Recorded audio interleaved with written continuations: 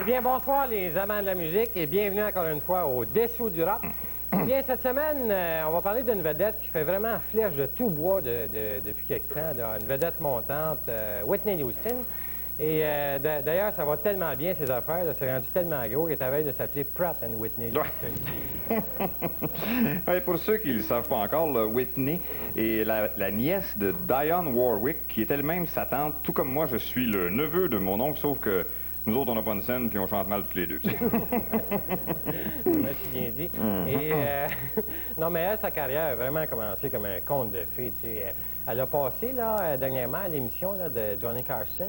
C'est une émission sur le câble, là, je ne sais pas trop. Là. Et par contre, j'ai été déçu. Je ne l'ai pas trouvé tellement drôle. Il faut dire qu'elle a juste chanté. Là, tu sais, mais assez bien imité, par exemple. Whitney est actuellement en nomination là, pour 6 Oscars aux American Music Awards. Ça, pour faire une comparaison claire, là, disons que ces Oscars-là équivalent à peu près à 253 Félix de notre disque à nous autres. Faut dire aussi que Whitney possède une voix extraordinaire. Hein? C'est la seule voix aux États-Unis qui fait péter des verres de styrofoam. Ah oui, vraiment, là. C'est le genre qui a eu des cordes vocales en cadeau à Noël. C'est vraiment extraordinaire. Elle chante en Monsieur le curé, elle. D'ailleurs, c'est assez étonnant, cette anecdote. Elle a chanté l'hymne national américain à une partie de football à un moment donné et elle a eu un rappel. Il faut le faire, hein? Très, très bien. Même que monsieur, comment il l'appelle, 100 000 watts, là, Gilbert Bécaud, il a l'air d'avoir la voix de René Lévesque à comparer à elle. T'sais. Quand monsieur 100 000 watts s'est aperçu tout ça, là, ça lui a donné tout un choc. Je comprends.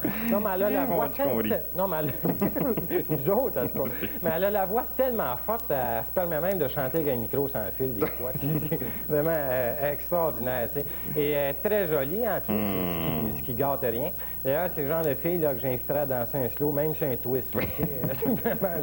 C'est une sorte de super statue de la musique, mais elle sue pas, puis elle est pas conne en plus, tu sais. C'est ça. Moi, je trouve que c'est le genre, là, tu sais, que t'achètes son disque, là, puis tu regardes la pochette, puis tu te dis si le disque est bon en plus, bien, c'est un bonus.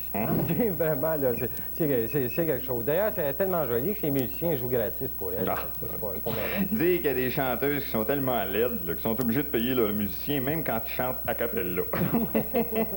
ça, c'est pas un cadeau. OK. Et avant de passer à notre chanson de la semaine, là, j'aimerais dire une petite note, parce qu'il y en a qui pensent que la chanson qui est chantée par Sonia, c'est du lip-sync, là. C'est complètement faux. C'est nous autres que c'est du lip-sync. Comme en ce moment, on fait du lip-sync. OK? Alors, petite anecdote ici. Et alors, on va y aller avec la chanson maintenant. Ça s'appelle You Give Good Lovin', ce qui veut dire, Gérard? You Give Good Lovin', ça veut dire 2 points pour les gimlettes. T'es bien smart de me donner bien de l'amour de même. C'est ça. Mesdames et messieurs, sur la mort!